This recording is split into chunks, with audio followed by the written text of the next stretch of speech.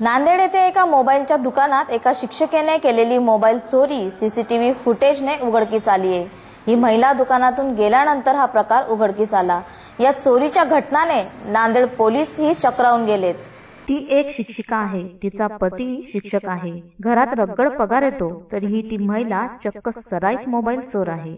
दुकानदाराच्या सतर्कतेने तिला आता अटक करण्यात आलंय। नैतिकतेचे धडे देण्याची जबाबदारी असणारी शिक्षिका आज गुन्ह्यात रंग्यात सापडते तेव्हा अहो मॅडम काय केलं ते असं म्हणण्याची वेळ येते। घरी रगड पैका येत असूनही अशी वृत्ती ठेवणाऱ्या महिलेला म्हणावं तरी काय असा प्रश्न या निमित्तानं पडतोय।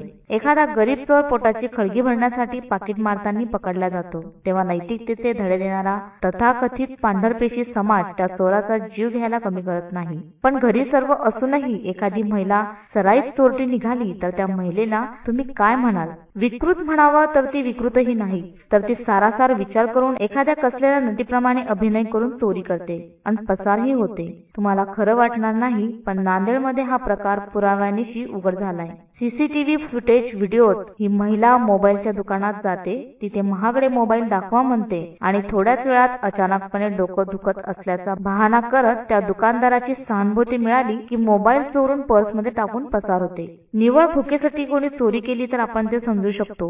ही चोरी बेकायदेशीर असली तरी कायदा अशा चोरांचा थोडासा सहानुभूतीपूर्वक विचार करतो, पण घरात सर्व काही असताना आणि तेही एका शिक्षक महिलेने चोरी केल्याच्या या घटनेने पोलीस चक्रावून गेले। खरं तर महिलेच्या बाबतीत दुकानदार नेहमीच आदरातिथ्यशील असतात। ग्राहक म्हणून आलेल्या महिलांचा दुकानदार थोडी जास्तच काळजी घेतात, पण शिक्षिका असलेल्या या महिलेच्या अशा कृत्याने महिला ग्राहकही संशयाच्या भोवऱ्यात राहिल्या तर नवल नाही। एक मोबाईल चोरीचा गुन्हा दाखल झालेला आहे आणि त्यामध्ये फिर्यादीने सीसीटीव्ही फुटेज दिलेले आहेत। एक महिला, अनोळखी महिला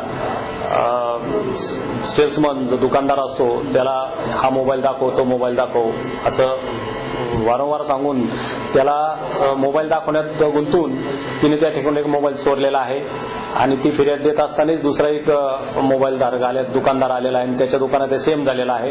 त्या पद्धतीने हीच मोडस आहे आणि त्या अनुषंगाने 267/15 कलम 379 भादवी आपण गुन्हा दाखल केलेला आहे।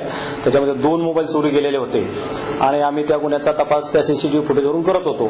काल दिनांक 29/12/2015 रोजी परतही एक महिला संशयितरित्या एका दुकानामध्ये गेली आणि सर्व दुकानदारांना माहित होतं की असा प्रकार घडत आहे, म्हणून त्यांनी आम्हाला सांगितलं की साहेब तिनं स्कार्फ बांधलेला आहे म्हणे चेहऱ्याला आणि तीच महिला असावी। तर मग 2 तास आपण ट्रॅप लावला, तिचा फॉलोअप केला।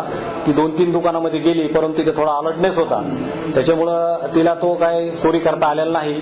पण त्याच्यापूर्वी तिनं एक मोबाईल चोरी केलेला होता। जेव्हा तिला पकडला आम्ही तेव्हा तिच्याकडे एक नवीन बॉक्स मोबाईल निघाला आणि त्याच काळात फिर्यादी पोलीस स्टेशनला हजर झालेले होते आणि त्या संघाने कालही गुन्हा दाखल झालेला आहे आणि कालचा मोबाईल आपण जप्त केलेला आहे तिच्याकडून आणि उर्वरित 2 मोबाईल तिच्याकडून जप्त करणे बाकी आहे अजून आणि तिने कबुली दिलेली आहे। अजून शहरामध्ये अशा प्रकारचे गुन्हे घडले असण्याची शक्यता आहे आणि त्या पद्धतीने आम्ही तपास करत आहोत।